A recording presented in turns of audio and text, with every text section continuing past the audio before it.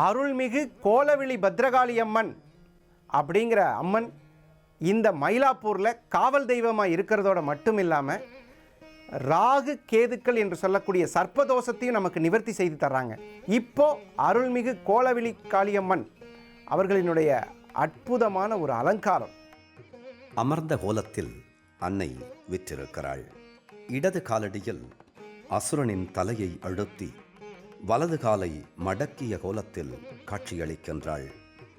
வலது கரங்களில் சூலம், வாள், உடுக்கை, வேதாளம் ஏந்தி இடது கரங்களில் கேடயம், அங்குசம், மணி, கபாலம் ஆகியவற்றை ஏந்தி காட்சி தரும் அன்னையின் சிரசில் உள்ள தீ ஜுவாலைகளில் 15 இதழ்கள், அதன் நடுவே சீரும் நாகம், திருமுடியின் இடதுபுறம் சந்திரன், கங்கை, வலப்புறம் நாகம் காதணி அணிந்து சிவசக்தி ஸ்வரூபமாக அன்னை காட்சி தருகின்றாள்.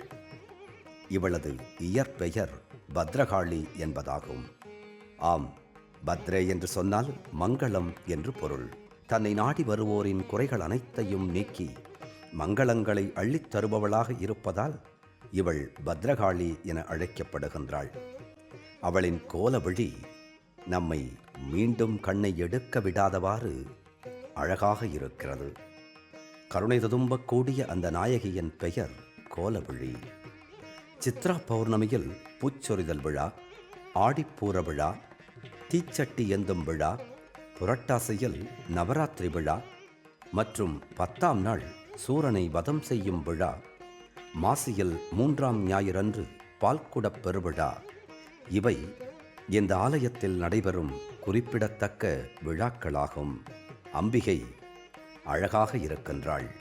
2 உருவங்கள். ஓருருவம் சிறியது, இன்னொரு உருவம் பெரியது. 2 உருவங்களிலும் மனதை கொள்ளை கொள்ளும் அம்பிகையின் அழகை நாம் பார்த்து கொண்டே இருக்கலாம்.